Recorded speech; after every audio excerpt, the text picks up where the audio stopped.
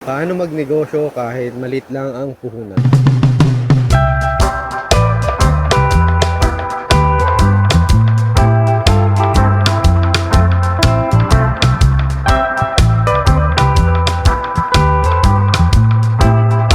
Hey everyone! Welcome back to my channel. Mark Vasquez here, negosyante pero dating working student. Kumusta naman? So nandito pa rin tayo sa Canyon Cove. Isa-isahin natin yung mga diskarte ko kung paano namin naumpisan ang Coffee Buddy. Dahil 10,000 lang ang aming naging puhunan, paano siya nag-grow. Kagaya na lang ng mag-asawang Mark at Christine na ang natanggap nilang Christmas bonus naging daan para sila'y naging milyonaryo. What's your order, sir? Ang tig 5,000 pesos raw na natanggap nila bilang Christmas bonus ilang taon nang nakalilipas, ginawa nilang kapital sa itinayo nilang coffee business. Ayan, lagi kong sinasabi, start small, starts now. Kasi hindi mo magagawa isang bagay kapag nasa isip mo pa lang yan, nasa plano mo pa lang yan. Huwag mo agad isiping bongga na agad yung gagawin mong concept. Pero, lagi ko rin sinasabi na fake it until you make it. Kasi pwede mong gawin yon ng mukha siyang bongga pero sa totoo lang nasa garage pa lang or nasa bahay mo pa lang ginagawa. Kagaya ng mga inumpisahan namin noon na talagang nasa loob lang kami ng maliit na kwarto kung saan kami nakatira sa Cubao noong 2019. Number 2, use what you already have. Kung ano yung meron ka, utilize mo.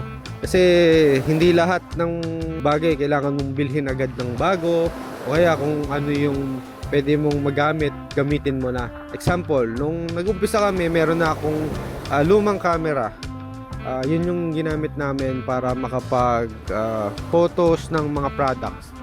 Talagang iisipin mo kung magkakaroon ka ng business, isipin mo dapat may mga bago kang camera or maganda yung camera mo para makapag product shots or product shoots. Hindi naman. Kung ano lang yung available, i-utilize mo lang.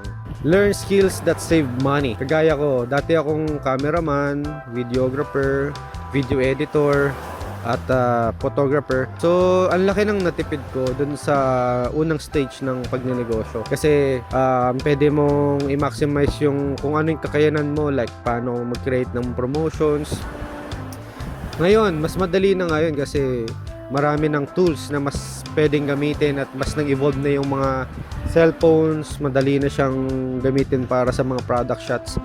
Nung 2019 kasi hindi pa ganun ka ganda ang lahat ng digital tools na pwede mong magamit. Kaya advantage ngayong 2024 to 2025. Partner with trusted people. So, nung nag-umpisa kami, ang pinaka-importante sa amin is yung mga makakasama namin sa umpisa. Mula noon hanggang ngayon, may mga kasama ako na nandyan pa rin at naniniwala. So, I trusted them and I hope that they also trusted me. Kahit na konti lang ang puhunan mo, basta maganda yung vision at magkaroon ka ng mga partners, business partners, mga kasama sa team na naniniwala sa vision mo. Be willing to adjust.